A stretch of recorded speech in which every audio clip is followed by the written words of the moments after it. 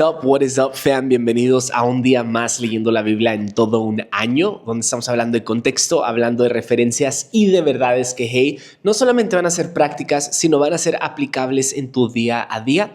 El día de hoy estamos en el segundo libro de Samuel, capítulo 14 al capítulo 17, así que ya te la sabes. Si aún no has leído, hey, no pasa nada, quiero que pongas pausa a este video, aquí te voy a esperar, pero quiero que leas. ¿Por qué? Porque no nos vamos verso por verso. En realidad lo único que hacemos es hablamos del contexto, damos un resumen de los capítulos, pero muy breve. ¿Por qué? Porque no nos enfocamos en el resumen, nos enfocamos más en el contexto, en ciertas referencias y en cómo podemos aplicar de manera práctica lo que estamos leyendo el día de hoy. Así que recuerda, la manera correcta de ver estos videos son como unas muletas en donde tú te apoyas, pero no quiero que sea el único lugar en donde consumes la Biblia. Quiero que la leas, quiero que la recojas, quiero que la cojas, la medites, quiero que cojas este libro y lo devores, ¿verdad? Así que vamos a darle con todo. Esto es segundo libro de Samuel, capítulo 14 al capítulo 17. Y quiero hablar desde esta perspectiva el día de hoy. Quiero enseñar y quiero tocar referencia en base a este pensamiento. Cuando tu casa se derrumba antes que tu reino. Y vaya, qué fuerte declaración, pero es lo que vamos a ver pasar a partir de estos capítulos. En realidad, a partir del capítulo pasado, el video de ayer. Pero el día de hoy nos vamos a centrar en lo que está sucediendo, en lo permisivo que es David con sus hijos. Y sabes, esto se puede traducir a la manera en que llevamos a cabo nuestros negocios, en la manera en la que llevamos a cabo nuestro liderazgo, ya sea en nuestro negocio, en nuestra iglesia o en cual sea el ministerio en el que estamos. Y quiero iniciar en realidad con una pregunta. ¿Sabías que el reto más grande del liderazgo no está en el escenario, no está en el trabajo, no está ni siquiera en el ministerio, sino está en nuestra propia casa? ¿Sabes? David venció a gigantes, gobernó un reino, expandió territorios, fue uno de los mejores músicos, tenía una voz increíble, fue usado por Dios, era el hombre conforme el corazón de Dios, pero no pudo liderar bien a sus propios hijos. Y lo que no enfrentó en privado, adivina qué sucede, lo destruyó en público. Porque eventualmente lo que no respondes, lo que no tratas en privado, te confronta en público. Y quiero entrar en realidad al resumen. Es un resumen muy corto lo que vamos a ver en estos capítulos, pero quiero recordarte un poco para entrar a la base de contexto que tengo para ti el día de hoy. Vamos a ver que Absalón se levanta en contra de su padre y arma un golpe de estado. Antes que esto, quiero recordarte el capítulo anterior, vamos a ver que Absalón toma venganza de su hermano, Amón y Tamar. Va literalmente a matar a su propio hermano porque su hermano viola a la hermana directa de Absalón. Amón era un hermano, pues medio hermano en realidad. Entonces se acuesta con Tamar. Así que Absalón se enfurece, se enoja, toma cartas en el asunto sin que nadie le dijera. Eso comienza a crecer. David se ofende, David se enoja, manda a Absalón fuera por un rato, pero luego regresa porque va a ser muy sigiloso. Absalón va a ser un personaje en realidad totalmente malvado. Si me lo preguntas, uno de los más malvados de toda la Biblia. Y ahorita te explico el por qué pienso y creo eso. Pero ese es el contexto. Ahora sí, en estos capítulos vamos a ver que Absalón se levanta contra su padre y arma un golpe de estado. El problema no fueron los enemigos externos en esta historia, sino las grietas internas en la familia del rey David, que lo comenzó a comer y acabar poco a poco. El relato, de hecho, estos capítulos va a entrar en contexto y nos va a contrastar y relacionar a Génesis capítulo 9. En realidad el relato conecta con Génesis. Absalón repite pecados de Rubén, de Simeón, de Leví y hasta de Cam. Es decir, literalmente Absalón en una sola persona va a repetir varios pecados que vamos a ver en Génesis, a partir de Génesis capítulo 9 al capítulo 22, si no me equivoco. Ya los vimos, ya los estudiamos. Si aún no has tenido oportunidad de estudiar conmigo el libro de Génesis, te lo súper recomiendo. Uno de mis libros, creo que es el libro favorito que yo tengo de la Biblia. Pero quiero que regreses y puedas entender un poco más a fondo lo que voy a explicar el día de hoy con Absalón. Pero bueno, ese es contexto. También vamos a ver que David no supo disciplinar a sus hijos ni liderar con justicia, no en el reino, porque era un excelente rey. De hecho, no estaría muy desatinado el yo decir, David fue el mejor rey que Israel tuvo, pero fue el peor padre que Israel tuvo, de cierta u otra manera. Fue el mejor rey para el pueblo de Israel, pero fue el peor padre dentro de Israel. Y sabes, lamentablemente, esa es la historia de muchos de nosotros como líderes, como pastores, como emprendedores o como dueños de empresa. Somos excelentes hombres de negocio, somos excelentes vendedores, somos excelentes líderes, sabemos cómo construir, cómo mantener y cómo llevar a cabo una empresa, una iglesia, un ministerio, pero no sabemos nada de la paternidad. Somos pésimos líderes en casa, cuando en plataforma o en público somos buenos líderes. Y ese contraste en realidad siempre va a estar alrededor de nosotros. Pero ahorita entro un poquito más a fondo. Sé que estoy yendo por el resumen, pero ya me estoy adelantando porque me apasiona mucho este tema en realidad. Vemos un choque entre la providencia de Dios y la consecuencia humana. En realidad, eso es lo que vamos a ver en estos capítulos. Ok, quiero entrar ahora sí a la parte jugosa del video. Quiero entrar a las claves de contexto y a unos detalles que para mí vuelan mi cabeza al estudiar estos capítulos.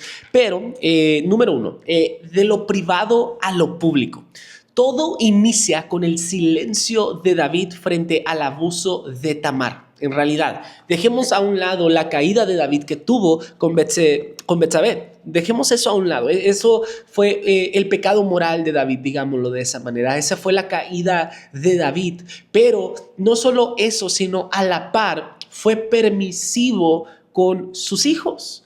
Todo inicia en realidad, el deterioro del reinado del rey David inicia con el silencio de David frente al abuso de su hija Tamar. Su falta de justicia va a provocar que Absalón tome venganza matando a Amón. Lo que David no enfrenta en privado se va a convertir en un caos público. Y aquí pudiera entrar a las verdades que tengo preparados para ti, pero voy a dejar una perlita. Muchas de las veces nosotros como líderes, como pastores, somos permisivos y por no dañar el corazón de a quienes estamos liderando, por no saber el arte de tener conversaciones incómodas, nos causa un problema en público. Y créeme, de todo corazón, en toda sinceridad, si yo puedo ser real contigo, me pude haber ahorrado mucho caos público si hubiera tenido el estómago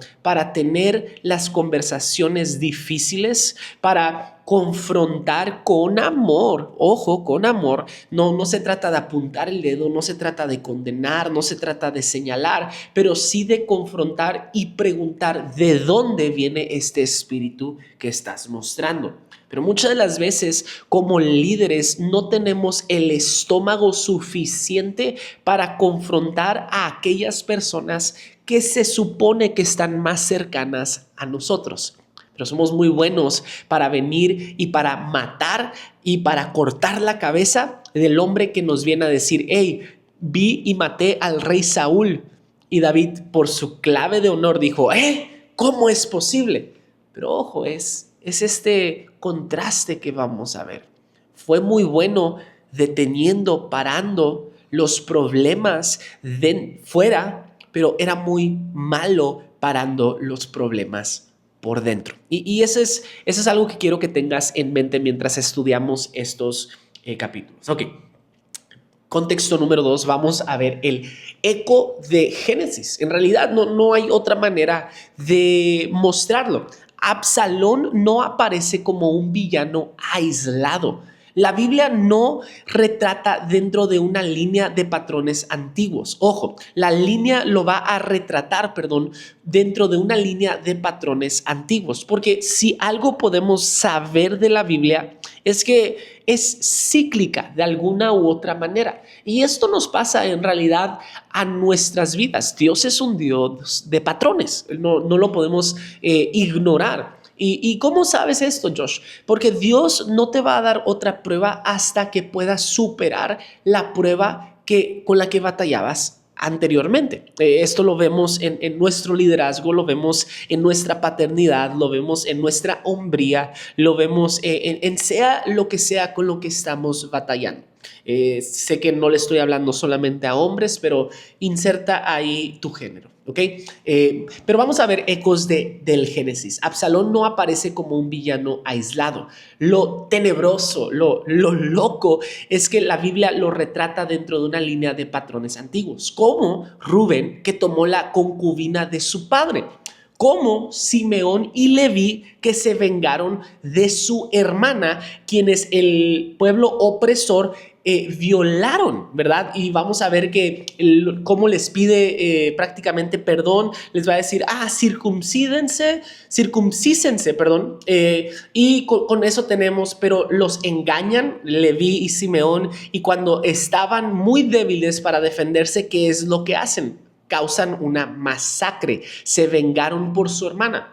Y también va a reflejar a Cam, que deshonró a su padre. El mensaje es claro, la historia se repite cuando no aprendemos a detener el ciclo, cuando no aprendemos a detener el patrón. Dios no te va a dar otra prueba hasta que entiendas y superes la prueba en la que estás. Ese es contexto número 2. Ahorita voy a entrar un poco más a detalle y más a fondo. Vamos a ver el contexto número 3 que tengo para ti el día de hoy. El símbolo de Hebrón, Absalón, no escogió a Hebrón por casualidad. Ahí David fue coronado como rey al inicio.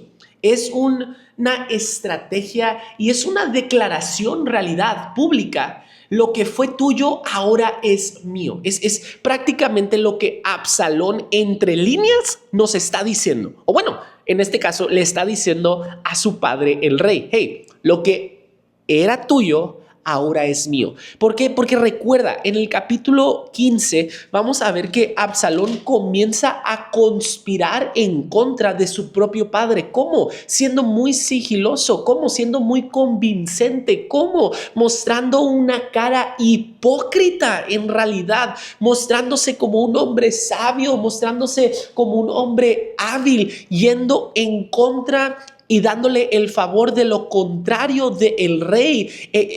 Gente venía ante la corte del rey, pero Absalón los topaba en la puerta y les daba consejo y les hablaba a su oído. Es decir, Absalón está literalmente siendo astuto, está siendo engañoso, está siendo prácticamente sigiloso con esta estrategia que él tiene. Le está diciendo a David, hey, lo que fue tuyo ahora es mío. Es una rebelión abierta y no cubierta de lo que Absalón está haciendo. Y no solo esto, el rey y la corte sabían que estaba en la entrada de la ciudad. Sin embargo, nunca vamos a ver que David le pone un alto, lo confronta o lo detiene, sino lo ignora. Y esta verdad ya la conocemos. Lo que terminas ignorando, tarde que temprano te termina confrontando a ti de manera pública. David falla en disciplinar. David tolera demasiado a sus hijos. Nunca corrige a Joab, que era literalmente su general. Ignora el pecado de Amón, la violación a su hija. Su hijo viola a su hija. Imagínate lo pervertido, lo torcido, lo lo loco que está esta historia. No solo eso, consiente a Absalón, el rey que antes tenía valentía en la Biblia, el hombre conforme el corazón de Dios, el hombre que se desnudaba ante la presencia de Dios, por decirlo de manera poética, ahora está paralizado en su propia casa ante el pecado de sus hijos. Y esto se me hace tan loco. Ok, ahora quiero entrar a detalles de este contexto que te estoy dando. El poder de la imagen. Absalón no solamente era hábil. De hecho, la Biblia nos lo va a mostrar como un hombre apuesto. De hecho, esto es lo que dice verso 25 del capítulo 14. En todo Israel no había ningún hombre tan admirado como Absalón por su hermosura. Era perfecto de pies a cabeza. Tal vez la Biblia me está describiendo a mí. No, es cierto, no te creas. No. Muy mal chiste, nomás quería hacerte reír el día de hoy. Pero así es como lo describe la Biblia. Absalón no solo era hábil, era hermoso según el texto. Su cabello largo era símbolo de fuerza y vanidad. Y ojo, ese mismo cabello va a terminar enredado en el árbol que causa su muerte. Ironía bíblica en su máxima expresión. Pero quiero que conozcas algo de Absalón, el por qué yo digo que es uno de los personajes más malvados de toda la Biblia. Es porque era presumido, era malcriado, era rico, era engañoso, era astuto y era resentido, y se dejaba guiar por la ira que había en su corazón. Y tú ya conoces esto, y tú ya sabes esto. La ira que no es controlada solamente te guía a tu propia destrucción. El resentimiento que no es tratado solamente te guía a tu propia destrucción. Y esto es muy peligroso. No lo digo yo, lo dice la Biblia. Ojo, va a haber un contrapeso. Y esto es tan fascinante y explota mi cabeza. ¿Por qué? Porque lo que David sembró en desorden familiar lo cosecha en rebelión interna. El hijo que él no disciplinó se convierte en el hijo que lo expulsa del trono. Literalmente vamos a ver el capítulo 15, en el capítulo 16, en el capítulo 17, que David no tuvo las agallas para confrontar a Absalón, que prefirió huir del trono. ¿Y por qué dices prefirió, Josh? Porque la neta, tú no estabas ahí, no sabes lo pesado que tal vez debe de ser confrontar, tal vez a muerte a tu propio hijo, y por supuesto que no lo sé. No he llegado a esa temporada de mi vida aún. Pero lo que puedo ver es que David, en vez de confrontar, fue permisivo. Y es este contrapeso. Es un contrapeso extraordinario, porque también nos va a mostrar que la muerte de Absalón en el capítulo 18 es una justicia poética. Es un clásico contrapeso. Lo que significaba para él su pelo, lo que él decidió idealizar, fue lo que lo mató. Y qué loco, ¿no? Pero bueno, ese es un detalle que a mí vuela mi cabeza. No solamente eso, sino vamos a ver el rol de Joab. Joab ve a Absalón como la única esperanza política. Así que manipula su regreso del exilio, y esto lo revela como los vacíos de liderazgo personal de David abrieron espacio a que otros decidieran por él. David no tuvo el estómago ni las agallas para tomar decisiones difíciles, así que causó un liderazgo que tomaba decisiones por él. Y ese es un gran no cuando estamos en liderazgo. Ese es un gran no del pastorado. Y sabes, es muy difícil, te lo digo de primera mano. Ahora que estoy como pastor principal y ahora que ayudo a toda una red de pastores, a veces es más fácil quedarse callado que tener que confrontar. Pero en esos momentos me acuerdo de esta historia y digo, no, Dios me ha llamado para esto. Y si yo soy permisivo, no solamente en mi liderazgo, sino te lo explico con mis hijos, si yo soy permisivo con la actitud, con el mal que ellos están haciendo, adivina qué, ya conozco el rumbo de esa historia. Y ojo, quiero enfocarme en lo perverso que era el personaje de Absalón y el cómo es en realidad un eco de la historia de Génesis. En el capítulo 16, verso 21, Ahitofel responde: acuéstate usted con las concubinas que tu padre dejó en el cuidado del palacio. De ese modo, todos los israelitas se darán cuenta que usted se ha hecho odioso ante su padre, y quienes lo apoyan a usted se fortalecerán en el poder. Entonces instalaron una tienda de campaña en la azotea para que Absalón se acostara con las concubinas de su padre a la vista de todo Israel. Es locura. Pero te recuerdo, es un eco a Génesis capítulo 9, cuando uno de los hijos de prácticamente Jacob, Jacob, una disculpa, de Noé se acuesta, ve la desnudez de su padre. Y esto ya lo expliqué, quiero que regreses a ese video. Si no me equivoco, es Cam quien hace esto, pero dice que descubre la desnudez de su padre.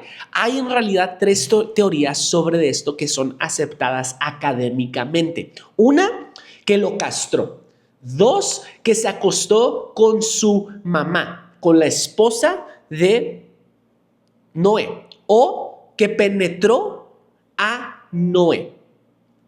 Y sé que es un poco muy difícil de hablar de esto, pero no puedo no hablar de esto, ¿ok? Esas son las tres teorías que son aceptadas académicamente. Y sé que se predica totalmente distinto de Génesis capítulo 9 en nuestras iglesias y entiendo por dónde van, pero esto es lo que académicamente es aceptable, estas tres cosas, ¿ok? ¿Por qué hacían eso? De hecho, es una práctica en el antiguo mundo de mostrar el poder. Y de hecho te lo pongo de una manera mucho más práctica. El día de hoy es una práctica que lo vemos incluso en los animales, incluso en los animales domésticos. Estoy hablando de los perros. Para poder mostrar dominio y poder sobre de alguien, esto es un estudio científico que nos muestra qué es lo que hacen los perros. Tratan de, perdón por la palabra, no hay otra palabra, pero incluso las hembras tratan de montar a otras hembras o a machos para mostrar que ellos son quienes dominan. No solo eso, de hecho se sigue practicando en prisión el día de hoy. No, y de hecho era una práctica tan común en el mundo antiguo que entre hombres lo practicaban mucho en el ejército, hombres de guerra. Por eso es que vas a ver en la cultura romana que los hombres y los ídolos y los héroes de guerra se acostaban con otros hombres. Porque no estoy defendiendo ese acto, esa atrocidad, esa asquerosidad, pero era una manera de mostrar dominio sobre de esa persona. Entonces, aquí el consejo que este hombre le da a Absalón es: muestra el dominio sobre el reinado de tu padre. Es por eso que tenemos esta porción y es lo loco que explota mi cabeza, el qué tan perverso, tan lleno de sí mismo y qué tan urgido estaba por obtener poder. Estaba power hungry, quería poder, es lo único que deseaba Absalón. Imagínate hasta dónde te puede llevar lo hambriento por el poder. Ouch. ¿Sabes? El fallo en la disciplina. David toleró demasiado que literalmente derrumbó su casa antes que su reinado. Quiero hablarte, perdón que me estoy tardando mucho en las historias de David, pero quiero darte 4 verdades muy profundas. Número 1, lo que no sanas en privado se expone en público. David no trató con Tamar, Amón ni Absalón, y eso terminó estallando frente a toda la nación. Número 2, liderar en casa es más difícil que liderar en público. No solamente lo habla la Biblia, te lo digo de experiencia propia. Puedes ser exitoso en la plataforma, en el negocio o en el ministerio, pero si descuidas a tu familia, tarde que temprano, eso te alcanzará. He visto a grandes ministros, he visto a grandes pastores, he visto a grandes empresarios ser despreciados por su propia familia, porque lo único que supieron ser fue ser grandes pastores, grandes ministros, grandes hombres de negocio, pero nunca supieron ser un padre. Te invito, padre, si estás viendo esto, que tu primer ministerio, que tu prioridad sea tu casa, no tu negocio, no tu ministerio, no tu plataforma. Número 3, la gracia y la verdad deben ir juntas. David fue demasiado blando con algunos y demasiado duro con otros. El liderazgo se rompe cuando caemos en extremos. No podemos ser ni tan blandos ni tan duros. No podemos ser extremadamente llenos de gracia y nunca buscar justicia. Debe de haber esta tensión entre la gracia y la justicia. Dios es un Dios de gracia, pero es un Dios de justicia.